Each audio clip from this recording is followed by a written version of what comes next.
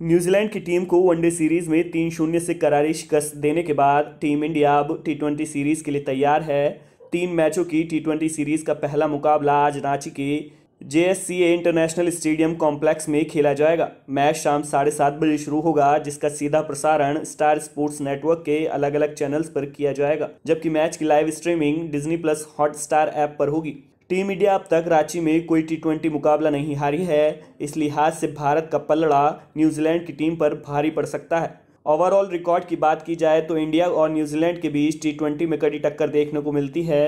अब तक दोनों टीमों के बीच 22 टी20 मुकाबले खेले गए हैं, जिनमें से भारत ने 10 मैच जीते हैं, जबकि 9 मैचों में न्यूजीलैंड की टीम विजयी रही है। वहीं 3 मुकाबले टाई रहे हैं। टीम इंडिया की बात की जाए तो न्यूजीलैंड के खिलाफ सीरीज में सीनियर खिलाड़ियों को फिर से आराम दिया गया है। रोहित शर्मा की गैर मौजूदगी में हार्दिक पांड्या टीम की कमान संभाल रहे हैं, जबकि सूर्य कुमार यादव उप कप्तान है। इनके अलावा ईशान किशन, शुभमन गिल, दीपक हुड्डा, राहुल त्रिपाठी, वाशिंगटन सुंदर, कुलदीप यादव, युजवेंद्र चहल, अर्शदीप सिंह, उमरान मलिक, शिवम मावी टीम का हिस्सा हो सकते हैं।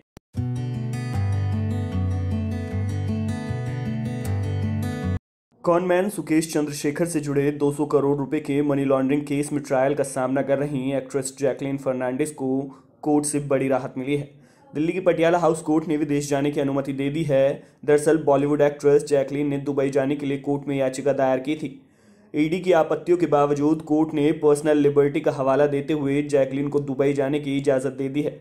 सुनवाई के दौरान ईडी ने कहा कि जैकलीन ने पहले भी बहरीन में मां से मिलने की इजाज़त मांगी थी, जिसको कोर्ट ने खारिज कर दिया था। उसके बाद 16 जनवरी को दुबई जाने की इजाज़त मांगी और बिना उचित वजह बताए याचिका को वापस ले लिया था। और फिर 27 से 30 जनवरी तक दुबई में पेप्सिको के इवेंट में जाने की इजाज़त को लेकर याचिका लगाई है। ईडी ने जैकलीन की याचिका का विरोध करते हुए कहा कि उन्हें दुबई जाने की इजाज़त नहीं दी जानी चाहिए, क्योंकि वहां पर भी अपराध किया गया है। उसको लेकर जांच लंबित है। इसके अलावा जांच एजेंसी ने कहा कि जांच अभी महत्वपूर्ण मोड पर है। जैकलीन के वकील ने कहा कि कोर्ट की तरफ से जो भी शर्तें लगाई गई हैं, उसका हमने पालन किया है। जैकलीन के वकील ने कहा कि गुरुवार को ही जैकलीन ऑस्कर के लिए नॉमिनेटेड हुई हैं। अगर दुबई जाने की इजाज़त नहीं मिली तो उसका सीधा असर ऑस्कर को लेकर भी होगा। जैकलीन फर्नांडिस के वकील ने कहा कि अगर दुबई जाने की इजाज़त नहीं मिली तो उसे पेप्सिको के बीच उनके करार पर असर पड़ेगा।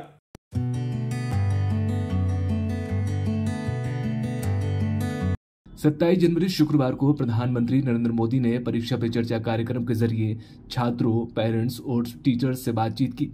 बता दें कि इस प्रोग्राम में कला उत्सव प्रतियोगिता के लगभग 80 विनर्स, देश भर के 102 छात्र और टीचर शामिल हुए। इसके अलावा देश भर के छात्र, शिक्षक और अभिभावकों ने सोशल मीडिया प्लेटफॉर्म पर पीएम मोदी की परीक्षा पर चर्चा देखा। पीएम मोदी के इस प्रोग्राम का मकसद छात्रों के मन में बोर्ड परीक्षा का डर निकालना है। साथ ही पीएम मोदी ने परीक्षा में बेहतर तैयारी के गुर भी बताए। वहीं पीएम मोदी ने छात्रों से कहा कि पहले काम को समझिए, हमें जिस चीज की जरूरत है उसी पर फोकस करना चाहिए। अगर मुझे कुछ अचीव करना है तो मुझे स्पेसिफिक एरिया पर फोकस करना होगा। ऐसा करना चाहिए, वैसा करना चाहिए, ये करना चाहिए, वो नहीं करना चाहिए। कृपा करके उसको बंधनों में मत बांधिए। आप मुझे बताइए, कोई ये फरमान निकाले कि अब पतंगों को, पतंगे बोलते हैं ना, हैं? पतंगों को यूनिफॉर्म पहनाएंगे तो क्या होगा? क्या होगा? कोई लॉजिक है क्या? हमें बच्चों का विस्तार होने देना चाहिए।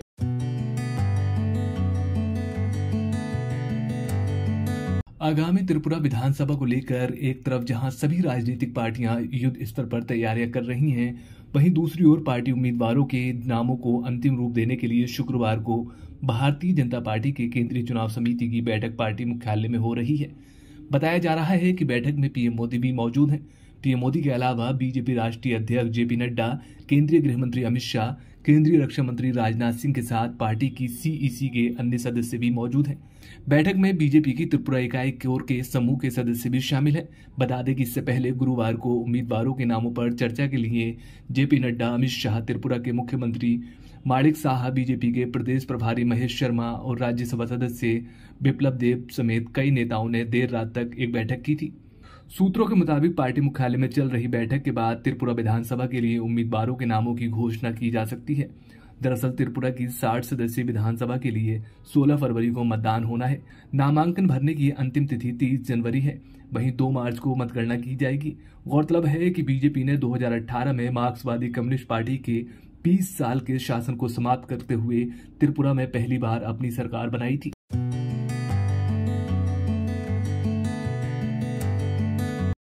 कांग्रेस की भारत जोड़ो यात्रा को कश्मीर घाटी में एक शुक्रवार को कुछ समय के लिए रोक दिया गया था। दरअसल कांग्रेस नेताओं ने आरोप लगाया था कि राहुल गांधी की सुरक्षा से समझौता किया गया था।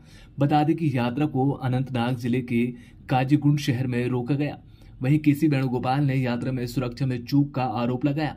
कांग्रेस के वरिष्ठ नेताओं के आरोपों के बाद राहुल गांधी को एक कार में ले जाया गया। कांग्रेस ने कहा कि भारत जोड़ो यात्रा को रोक दिया गया है क्योंकि यात्रा को और सुरक्षा प्रदान नहीं की गई। नेताओं ने कहा कि वो तब तक यात्रा शुरू नहीं करेंगे जब तक उन्हें और सुरक्षा मुहैया नहीं कराई जाती। अधिकारियों के मौके पर पहुंचने और सुरक्षा व्यवस्था का जायजा लेने के बाद यात्रा फिर से शुरू हुई, लेकिन यात्रा में राहुल गांधी शामिल नहीं हुए। आज काफ़ी बड़ा रिसेप्शन यात्रा के शुरुआत में हुआ। टनल के बाद जो पुलिस अरेंजमेंट था वो बिल्कुल कोलैप्स कर गया और जो पुलिस वाले क्राउड को कंट्रोल करते हैं, रस्सियों को मैनेज करते हैं, वो या चले गए या दिखे नहीं। तो मेरी जो सिक्योरिटी डिटेल थी उन्होंने हमें कहा कि हमें आगे नहीं चलना चाहिए, इसलिए हम नहीं चल पाए। एडमिनिस्ट्रेशन की जिम्मेदारी है कि जो क्राउड कंट्रोल होता है, पुलिस का जो रोल होता है उसको गारंटी करें। मुझे मालूम नहीं क्यों हुआ।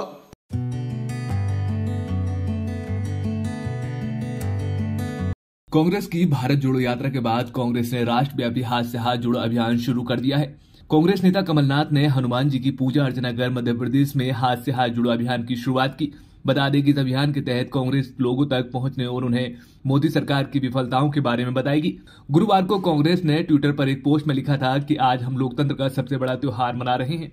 हम हाथ से हाथ जोड़ो अभियान शुरू करने की घोषणा करते हैं। भारत जोड़ो यात्रा को मिले अपार प्यार के बाद हमें यकीन है कि हाथ से हाथ जोड़ो अभियान भी सबका दिल जीत लेगा। गौरतलब है कि पार्टी कार्यकर्ता कांग्रेस नेता राहुल गांधी का लिखा पत्र और केंद्र सरकार के खिलाफ एक चार्जशीट घर घर तक पहुंचाएंगे। बता दें कि यह अभियान 26 मार्च तक चलेगा। इस दौरान पार्टी कार्यकर्ता करीब 2.5 लाख ग्राम पंचायतों, 6 लाख गांवों और 10 लाख बूथों तक पहुंचेंगे। साथ ही कांग्रेस नेता जयराम रमेश ने कहा था कि ये कार्यक्रम हाथ से हाथ जोड़ो कांग्रेस पार्टी के सिंबल और भारत जोड़ो यात्रा के राजनीतिक संदेश को आगे ले जाएगा। हालांकि उन्होंने कहा कि ये एक कठिन काम है क्योंकि कुछ राज्यों में संगठन कमजोर है, लेकिन इसे पूरा किया जाएगा। राहुल गांधी ने पत्र में लिखा है कि एक स्पष्ट आर्थिक संकट पैदा हो रहा है। युवाओं में बेरोजगारी, कीमतों में तेजी, गंभीर कृषि संकट और देश की संपत्ति पर पूरी तरह से कॉर्पोरेट का कब्जा है। उन्होंने आगे लिखा कि लोग अपनी नौकरी खोने के बारे में चिंतित हैं, उनकी आय और गिर रही है और उनके बेहतर भविष्य के सपने चकनाचूर हो रहे हैं और देश भर में निराशा की गहरी भावना है।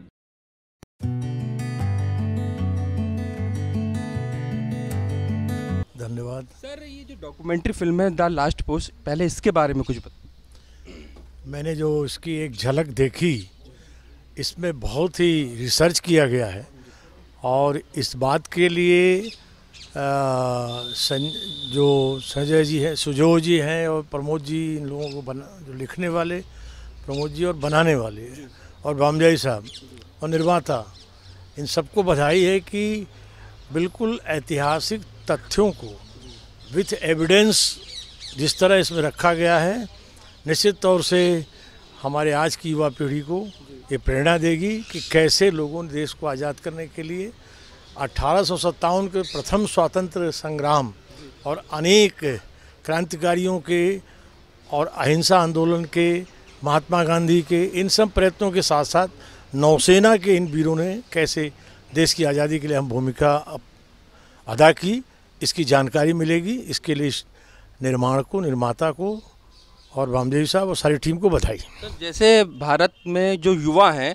वो अपने पुराने इतिहास को भूलते जा रहे हैं, उसके लिए सरकार को क्या प्रयास करने होंगे कि अपनी परंपराओं से, अपने पुराने इतिहास से जुड़ा रहे? मैं यहाँ आपको बताना चाहूँगा कि मोदी पार्ट 1 में देश के विकास और आम जन की जो सेवा, खासकर गरीबों की सेवा के साथ भारतीय गौरव को जिस तरह से नए सिरे से शान से प्रतिष्ठापित करने के प्रयत्न हुए, अब भारत के युवा अपने इतिहास को जानने में उत्सुक हुए हैं और उसका गौरवगान कर रहे हैं, उससे जुड़ रहे हैं। सर, मेरा एक आखिरी सवाल, बजट आने वाला है, बजट पर आपके मंत्रालयों की क्या क्या उम्मीद है सर? आप बजट आने दीजिए, बजट लोक कल्याण के लिए मोदी सरकार समर्पित है, इसी भाव से हम सब हमारी एजेंसी के लिए कुछ शब्द के आपकी कितनी क्रेडिबिलिटी के साथ तो काम कर रही है? निश्चित तौर से एक बड़ी प्रामाणिकता के संग IANS काम कर रही है और एजेंसी और अपनी स्वीकार्यता बढ़ाए, मेरी शुभकामना।